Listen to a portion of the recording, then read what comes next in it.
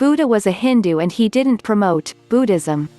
Emperor Ashoka, who was born a few centuries later, promoted Buddhism. He wanted his subjects to follow what Buddha had taught and what was compiled in some councils, also long after Buddha's death. The story goes that Ashoka felt so much repentance and pity after a cruel war that he converted to Buddhism. This story may not be true. Another version says that, as he had killed his brother to get to the throne, he was excommunicated by a Brahmin council and as a reaction he declared himself a Buddhist. Whatever may be the reason, fact is, to push a new faith onto people, it needs force, which he used, especially against Jains and Brahmins, plus the claim that the new faith is better than the previous one. Christianity and Islam repeated this a few centuries later with for humanity grave consequences. Luckily Buddhism didn't have such negative outcome, as Buddha was a Hindu whose teaching didn't divide humanity into those who are saved and those who are damned, depending if they believed in him or not. Moreover, most Indians reverted back to Hinduism after a few centuries, and others were killed in the brutal Muslim invasion, yet Buddhism survived in other countries in Asia. Today we can observe that Buddhists usually insist that theirs is a different religion, whereas Hindus don't see much difference and even consider Buddha as one of their avatars. Buddhists promote only Buddha, whereas Hindus have so many sages to choose from. Buddhists try to find and are taught differences to justify their claim that Buddhism is a separate religion. From my own experience. Long ago, in 1985, I had a chance to meet the Dalai Lama together with two German friends. When the Dalai Lama noticed that I was more into Hinduism than Buddhism, he asked me a question: "Do you think that the concept of Atma in Hinduism makes a difference to Buddhism?" "No," I replied.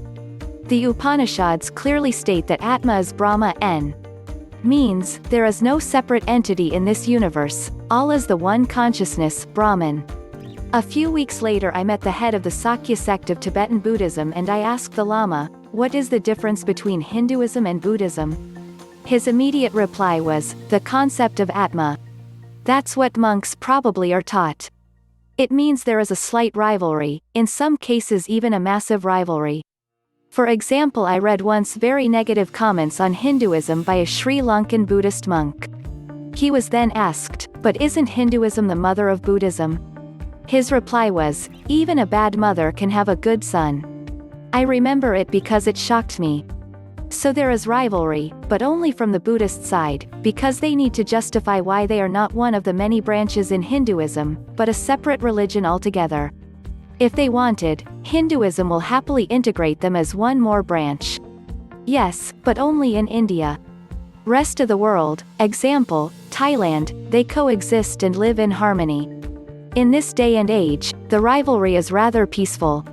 Hindus and Buddhists have had conflict in India as time went on.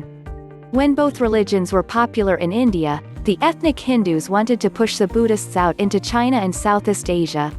Due to this conflict, Hindus and Buddhists do not interact as much as they used to. They only interact when they share holy sites in India. History. Persecution of Buddhists started after the death of Ashoka. Kashmiri texts dated back to 12th century states that Jalauka, son of Ashoka, who was a Shaivite, was responsible for the destruction of many Buddhist monasteries. Brahmins and Charamanas Buddhists were enemies, and with the emergence of the Hindu rulers of Gupta dynasty, Buddhism came to decline.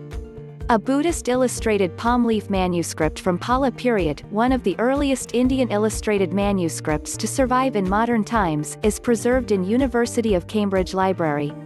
Composed in the year 1015, the manuscript contains a note from the year 1138 by a Buddhist believer called Karanavajra, which indicates that without his efforts, the manuscript would have been destroyed during a political struggle for power.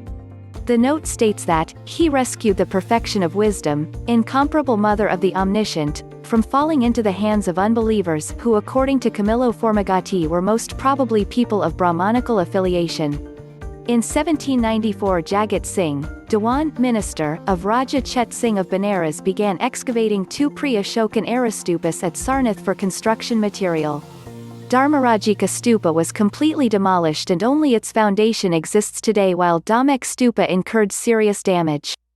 During excavation, a green marble relic casket was discovered from Dharmarajika Stupa, which contained Buddha's ashes, was subsequently thrown into Ganges River by Jagat Singh according to his Hindu faith. The incident was reported by a British resident, and timely action of British authorities saved Dhamek Stupa from demolition.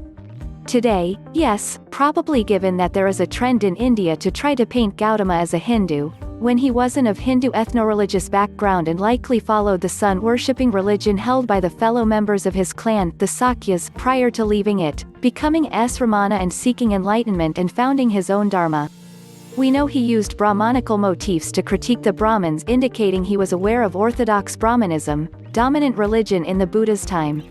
During the mid-1st millennia CE onward, there was competition for royal patronage between Buddhism and Hinduism, and after 1,000 years of primacy, Buddhism began declining in India.